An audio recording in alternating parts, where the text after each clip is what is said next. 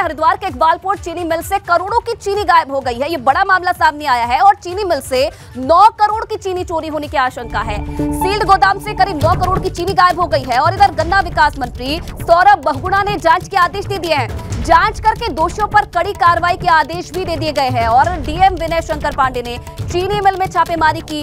गन्ना विभाग के अधिकारियों की मौजूदगी में यह छापेमारी हुई और 2-3 दिनों में चीनी चोरी की रिपोर्ट भी आ सकती है। दोषियों पर केस दर्ज कराने की तैयारी में अब प्रशासन है।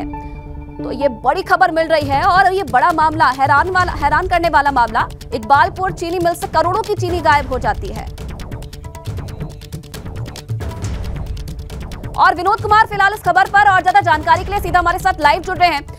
विनोद, देखिए चौंकाने वाला मामला है। बड़ी मात्रा में जो चीनी है वो गायब हो जाती है, लेकिन विभाग को इसकी कोई भनक तक नहीं लगती है और अब जांच के आदेश दिए हैं। ये सिर्फ एक छोटे से बेडरूम से मशरूम की खेती करके महीने का 50,000 कमा रही हैं। मशरूम खेती सीखनी है तो फ्रीडम ऐप को अभी डाउनलोड कीजिए। बिल्कुल, देखिए किसानों की तरफ से जो कैबिनेट मंत्री हैं, गन्ना विकास मंत्री है सौरभ बहुगुणा, उनको अवगत कराया गया था कि ऐसी आशंका जताई जा रही है कि जो सील्ड गोदाम है वहां से चीनी चोरी हुई है।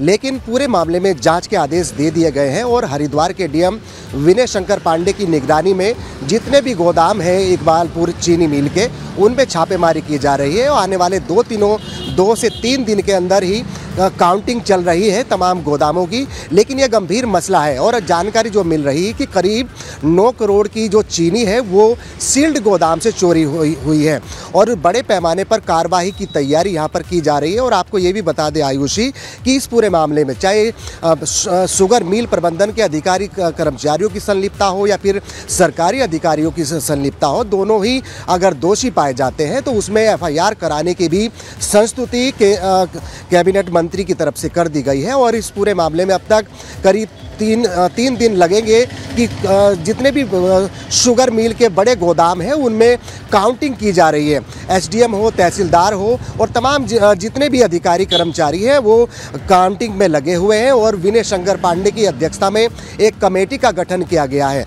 लिहाजा ये गंभीर मसला है कि एक तरफ जहां किसानों को उनका मुआवजा या फिर उनकी जो फसल का जो पैसा होता है वो देने के लिए सरकार के पास नहीं है, लेकिन सरकार के ही इस तरीके से एक विभाग पूरी तरीके से अनभिज्ञ रहा है और करोड़ों की चीनी शुगर मिल के गोदामों से गायब हो गई है। और कहीं ना कहीं ये गंभीर मसला भी है क्योंकि कम चीनी नहीं है। 9 करोड़ की अभी तक जानकारी मिल रही है कि 9 करोड़ की अनुमानित ऐसी जो कीमत की चीनी है वो गायब हुई है। फिलहाल शुगर मिल प्रबंधन हो या फिर किसी भी अधिकारी कर्मचारी की संलिप्तता पाई जाती है तो सभी अधिकारियों पर एफआईआर दर्ज कराने की भी संस्तुति कैबिनेट मंत्री सौरभ बहुगुणा की ओर से कर दी गई है। लेकिन अभी तक ये मामला पूरी तरह से अभी अगर बात करें तो विनय शंकर पांडे की निगरानी में ये चल रहा है क्योंकि एक कमेटी का गठन जो कैबिनेट मंत्री सौरभ बहुगुणा की ओर से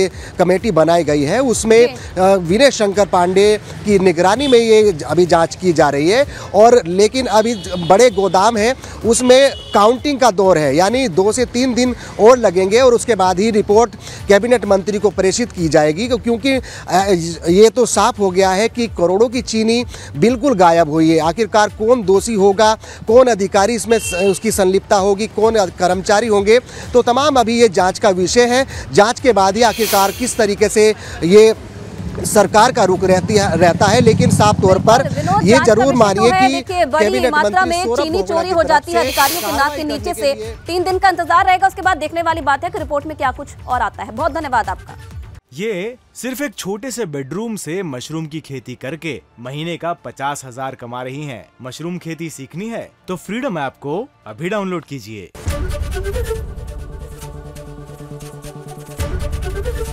एबीपी गंगा, खबर आपकी, जुबान आपकी।